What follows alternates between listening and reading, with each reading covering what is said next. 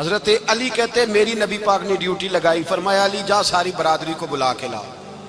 آپ فرماتے ہیں 10-11 سال کا مبلغ گلیوں میں پھرنے لگا، 10-11 سال کا مبلغ۔ یہ دیکھیں کہاں دوستی کا آغاز ہوتا ہے۔ کہتے ہیں میں پہلے دن نکلا اپنے رسول کے کہنے پر، میں 10-11 سال کی عمر میں دین کے لیے نکلا، اور پھر وہ 10 سال میں نکلے تو بدر سے لے کر احد تک، حنین سے لے کر خیبر تک، اور مدینے سے لے کر کوفے کی جامع مسجد کی شہادت تک جناب علی دین کے لیے نکلے ہی رہے۔ فرماتے ہیں 10-11 سال کی عمر میں نکلا، میں نے ابو سفیان کو کہا، ابو لہب کو دعوت دی، میں نے ابو جہل کو بلایا، عتبہ کو، عتیبہ کو، ولید کو، میں نے عباس کو، حمزہ کو، کہتے ہیں میں تمام کو، قریش کو دعوت دی حضور کے گھر میں۔ نبی پاک نے کھانا کھلایا، اور کھانا کھلا کے نا حضور نے نظر ڈالی، فرمایا میری برادری والوں، میرے چچاؤ، میرے عزیزو، اس لیے بلایا ہے کہ میں اللہ کا رسول بن کے آیا ہوں۔ میں نے ساری دنیا کو، حضور غوث پاک کو اللہ نے بڑا اعزاز دیا، بڑی کرامات دی۔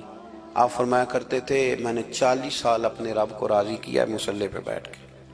تو میرے مالک نے پھر پوچھا ہے کہ عبدالقادر کچھ مانگ لے، کوئی بات کر لے، تو سیدنا غوث اعظم رضی اللہ تعالیٰ عنہ فرماتے ہیں کہ میں نے پھر اپنے رب کریم کی بارگاہ میں عرض کیا، مالک جو قیامت تک مجھ سے محبت کرے، فضل کرنا اسے بغیر توبہ کے موت نہ دینا۔ تو میرے رب نے میری اس دعا کو شرف قبولیت عطا فرمایا کہ جو مجھ سے پیار کرے گا، میرا نام لے گا، وہ بغیر توبہ کے نہیں مرے گا۔ جنات بھی آپ کی بارگاہ میں حاضر ہوتے۔ آپ کو شیخ بحر و بر کہا جاتا ہے۔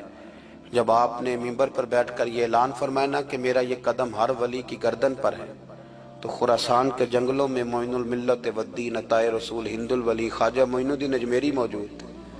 تو وہاں اعلان کرنے لگے، کہنے لگے غوث پاک صرف گردن پہ کیوں، آپ میری آنکھوں پہ بھی قدم رکھیں، میرے سر پہ بھی قدم رکھیں۔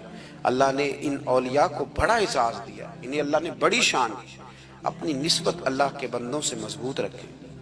ضروری نہیں کہ آپ کسی جگہ مرید ہی ہوں گے تو آپ کی نسبت مضبوط ہوگی۔ آپ خواجہ معین الدین سے پیار کریں، آپ حضرت بہاؤالحق نقشبند بخاری سے پیار کریں، داتا علی اجویری سے پیار کریں، آپ غوث پاک جیلانی سے، آپ اللہ کے نیک بندوں سے محبت کریں، ان کا تذکرہ سنیں۔ اب تو پوری مہم چلی ہوئی ہے اللہ کے بندوں کے خلاف۔ لوگوں نے ایسا وار چلایا کہ بس جی کچھ بھی نہیں جی، آپ چھوڑیں، آپ ڈائریکٹ کتاب و سنت کو پڑھیں، کوئی بھی نہیں جی، کوئی ولی نہیں۔ تو پھر وہ جو اتنی آیتیں، وہ حدیثیں، وہ سارا کچھ، اس کا مطلب ہے امت میں ولی ہوتے ہی نہیں۔ تو الا ان اولیاء اللہ لا خوف علیہم ولا هم یحزنون کا کیا معنی ہے؟ اس کا کیا مطلب؟ آپ نے تو ملیاں میٹ کر دیا، سارا پوری مہم چلی۔ اللہ کے بندوں سے پیار کریں، اور میرے نبی پاک صلی اللہ علیہ وسلم نے فرمایا جو جس سے پیار کرے گا قیامت کے دن اسی کے ساتھ اٹھایا جائے گا۔ اور حضرت ابو ذر غفاری نے عرض کیا تھا یا رسول اللہ اگر وہ ان جیسے عمل نہ بھی کرے تو فرمایا اللہ بڑا کریم ہے، ایمان کی سلامتی سے جائے اللہ ان کے ساتھ ہی کھڑا فرما دے گا۔ سیدنا غوث اعظم کی کرامات اتنی متواتر کے ساتھ ہیں کہ ملا علی قاری فرماتے اتنی تو کرامتیں سنی نہیں اتنی غوث پاک کو اللہ نے عطا فرمائی۔ رب کریم نے انہیں درجہ دیا، وقار دیا، ان کی دعاؤں کو قبولیت دی، اللہ نے انہیں اعزاز کے ساتھ نوازا، اللہ نے ان پر فضل فرمایا۔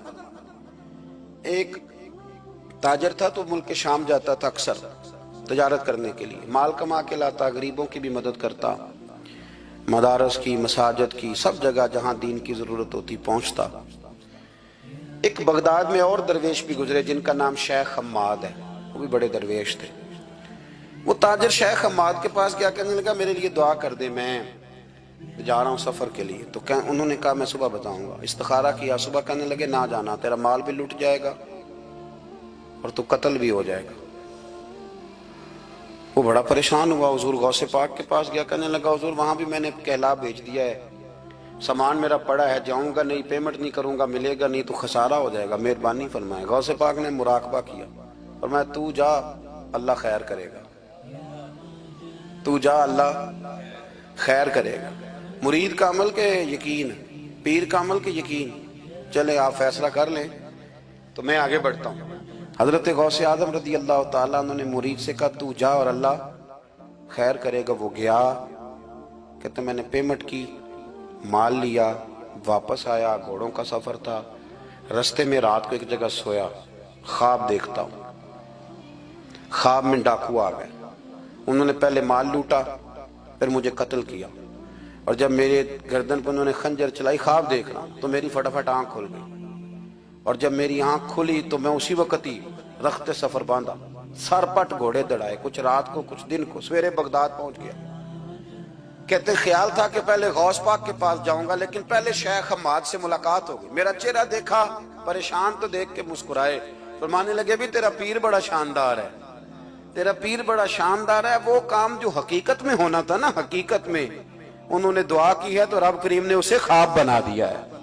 ان کی دعا کی برکت سے اللہ نے اسے، اب میں بات مضبوط کرنا چاہتا ہوں تو میں ایک حدیث پاک بھی پڑھ دوں۔ لوگ کہیں گے جی مرنے والا بھی بڑھ جاتا ہے، عمر بھی بڑھ جاتی ہے، مشکات کی حدیث ہے، ترمذی میں بھی موجود ہے۔